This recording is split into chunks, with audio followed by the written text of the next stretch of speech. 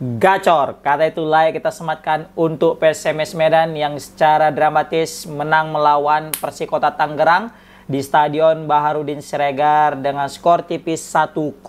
Wow, ini kemenangan yang cukup berharga ya bagi PSMS Medan, mengingat PSMS Medan ini lagi berada di peringkat kelima atau keempat gitu ya. Jadi dengan kemenangan ini pasti mendongkrak PSMS Medan dari posisinya yang kalau misalnya tadi aku sempat hitung-hitung kayaknya PSMS bakal naik ke peringkat kedua, menggeser FC Bekasi, yang mana secara mengejutkan FC Bekasi juga kalah 2-0 melawan PSPS Pekanbaru. Ini masih main pertandingan Bekasi dan Pekanbaru, aku belum tahu apakah masih bertahan 2-0 apa tidak.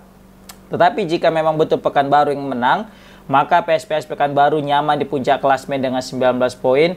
Dan PSMS Medan juga akan naik ke peringkat kedua dengan 16 poin. Ini merupakan berita penting, berita baik untuk PSMS, mengingat di beberapa pertandingan sebelumnya PSMS paceklik kemenangan, dan akhirnya PSMS baru kali ini meraih 2 kemenangan beruntun guys. PSMS sebelumnya belum pernah meraih kemenangan beruntun, pernah melawan Persikota Tangerang, oh pernah main lawan Persikota Tangerang, terus main lawan Persikabo Kabupaten Bogor. Nah, gitu kemenangan 2 beruntun, guys.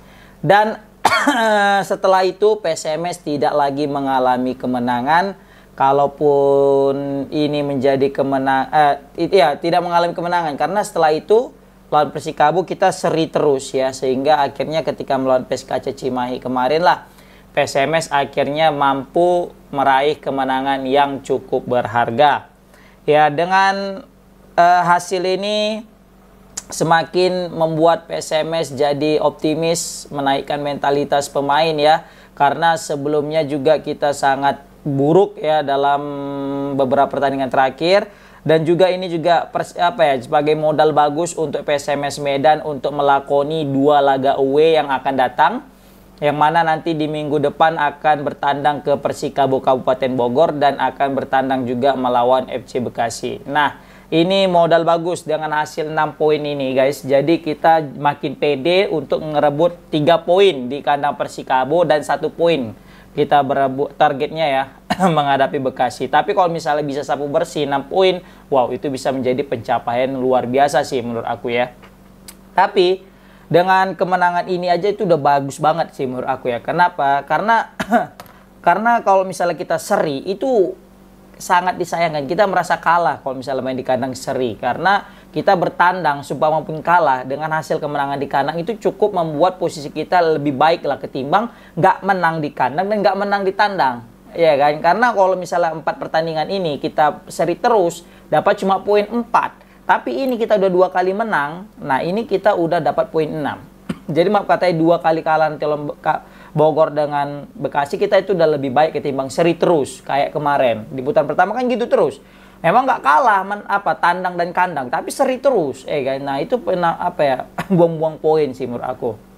Nah, dengan hasil ini bisa kita lihat para pemain PSMS Medan juga luar biasa mati-matian ya. Kalau dari statistik ya, sebelum kita bahas secara terperinci dari pemain-pemain PSMS yang akan kita bahas ya. Dari statistik PSMS unggul ya, yaitu dari shot on goalnya itu ada 6 gol, 6 kali mengarah ke gawang, sedangkan Persikota Tangerang itu hanya 4 kali. Kemudian juga shot off goal itu atau shot luar daripada target itu ada sekitar 7 kali, dan juga kalau dari Persikota Tangerang itu ada juga sekitar 7 kali. Kemudian juga PSMS Medan kali ini mainnya cukup kasar ya, karena terdapat 3 kartu kuning yang didapatkan oleh PSMS Medan, masing-masing dikantongi oleh pertama tadi Rahmat Ilahi, baru kedua Juninho Cabral, baru yang ketiga Saiful Ramadan.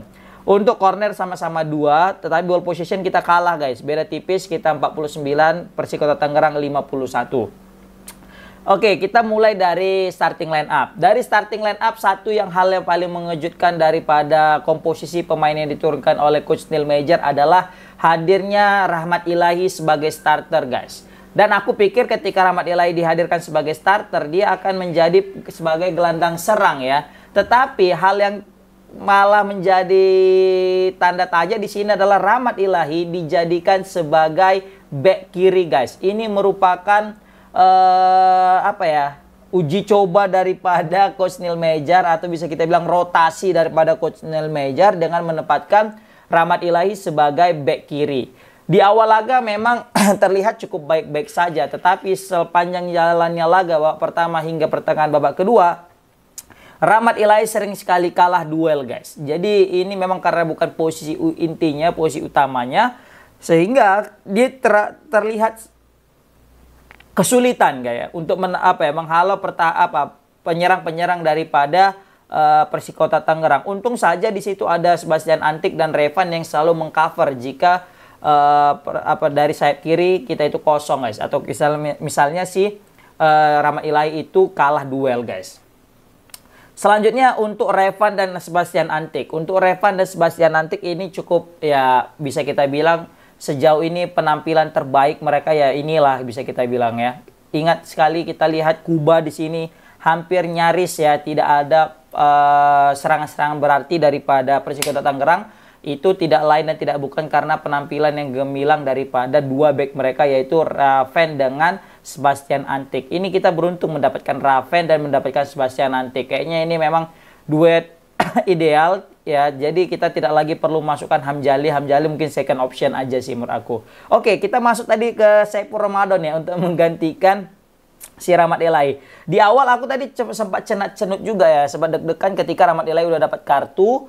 Kemudian dia juga sempat memberikan pelanggaran. Aku takut dia kalah duel, dia emosi, dia tackle. Kan terakhir kartu merah. Apalagi Rahmat Ilahi sempat ada riwayat emosi gara-gara kartu merah juga, kan gitu. Jadi takut juga. Terus masuklah Saiful. Nah, aku tadi mikir ketika udah masuk Saiful udah tenang lah ya kan, Saiful yang main. Rupanya Saiful kena kartu kuning lagi dan sering buat pelanggaran, dan bahkan pelanggarannya itu bisa berbahaya. Wah gila, ini asli aku deg-degan kali nengoknya. Kupikir masuk Saiful bakal tenang, rupanya makin deg-degan ya kan.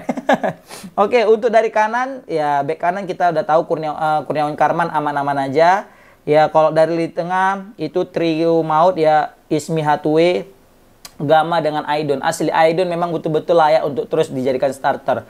Bahkan Juninho Cabral sempat mendapatkan peluang pertama itu daripada umpan Aidon yang luar biasa. Visi bermainnya ini asli, visi seorang playmaker yang betul-betul keren, guys, itu ada di kakinya si Aidon, guys. Tapi sayang sekali Juninho Cabral gagal membuka skor di awal-awal pertandingan karena tendangannya masih bisa ditepis oleh kiper daripada Persikota Tangerang, guys. Selanjutnya tadi di situ ada Nathan. Nathan juga ini berkontribusi untuk gol kita ini karena dia melakukan bisa kita bilang umpan tarik tapi mengenai tangan daripada bek Persikota Tangerang yang coba menghalaunya, guys. Ini juga hasil daripada tendangan bebas Juninho Cabral. Asli ini Juninho Cabral ini nggak ada obat sih menurut aku. Kalau misalnya bisa dijadikan man of the match, itu bisa jadi Juninho Cabral sebagai man of the match atau Raven, guys, untuk menjadi man of the match kali ini. Kalau Rahmat Hidayat kayaknya kali ini memang kurang perform ya. Jadi masih ada something wrong dengan Rahmat Hidayat, sehingga Rahmat Hidayat kesulitan ya untuk mengobrak-abrik pertahanan daripada Persikota Tangerang, guys. Dan di situ juga bisa kita lihat ada Juninho Cabral yang bisa mencetak gol lagi. Ini menjadi gol yang ke-7 daripada Juninho Cabral karena sebelumnya dia sudah mencetak 6 gol dan kali ini sudah mencetak 7 gol. Ini merupakan penampilan yang cukup luar biasa daripada seorang striker yang baru pertama kali menginjakkan kakinya di Liga Indonesia. Alhamdulillah dia berhasil mencetak gol meskipun itu melalui titik penalti. Ingat, titik penalti bukan hal yang mudah karena bahkan sekelas Ronaldo dan Messi pun kesulitan untuk mencetak gol melalui titik putih, guys.